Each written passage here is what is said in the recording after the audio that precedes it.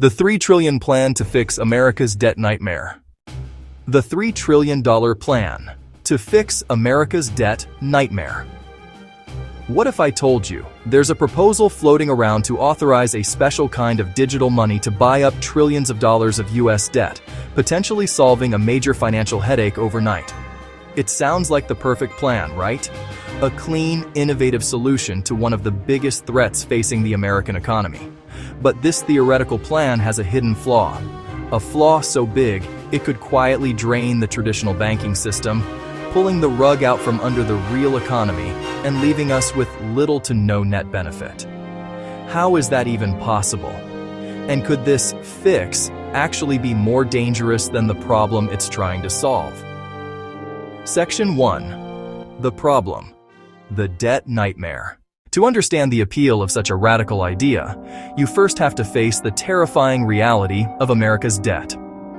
As of late 2025, the U.S. national debt has spiraled into the low $36 trillion range. That number is so massive it almost feels fake. So let's break it down. Over the past year, our debt has been growing at an average rate closer to $5.5 billion per day. That's not a typo. It means we're piling on another $1 trillion to the national debt roughly every 6 months.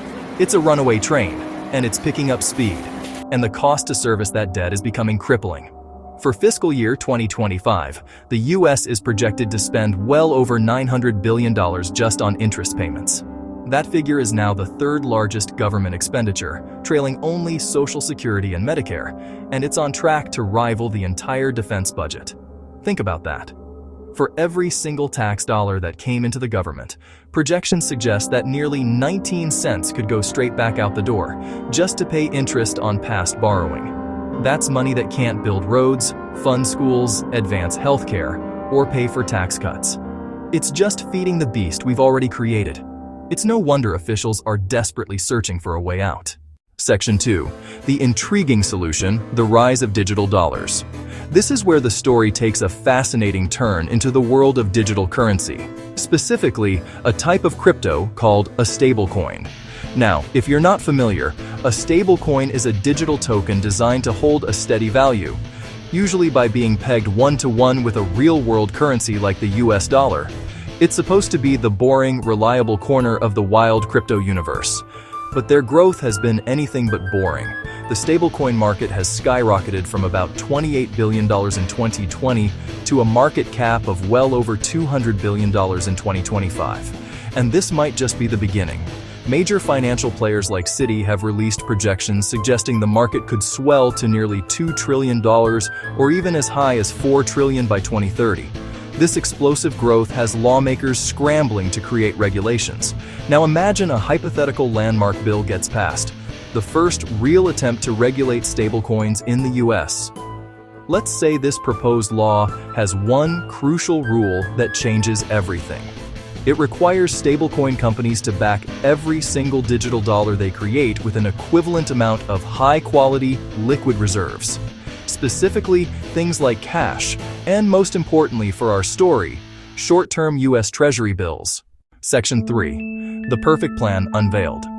Suddenly, the logic clicks. If you have a market that experts think could balloon to $2 or even $3 trillion, and you pass a law forcing all that money to be held in US government debt, you've just engineered a brand new multi-trillion-dollar customer for US Treasuries. And that's where you get the perfect plan.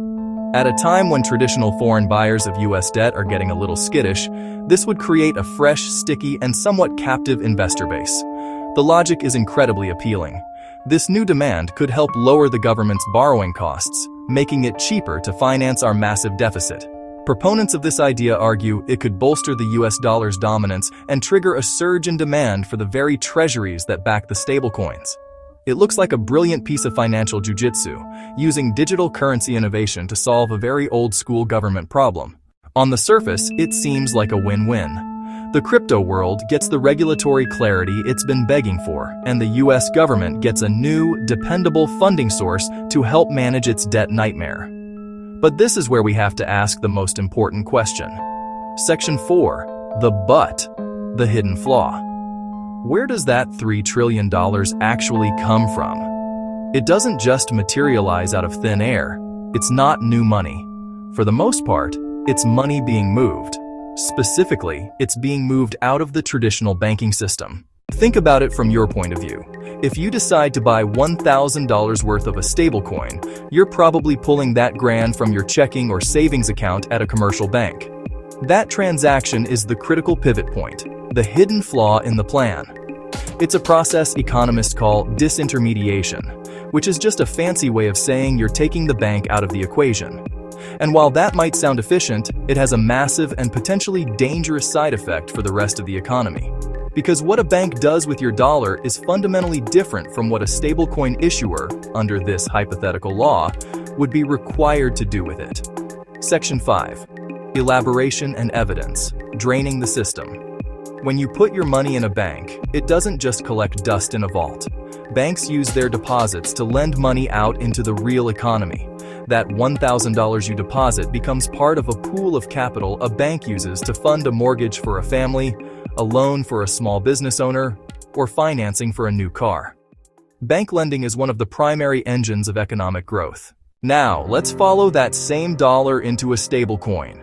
When you hand your $1,000 to a stablecoin issuer, they lend it out. Our hypothetical law would explicitly prohibit them from doing that. Instead, they are mandated to take your dollar and use it to buy a safe, liquid asset, like a short-term US Treasury bill. And there it is. That's the great trade-off.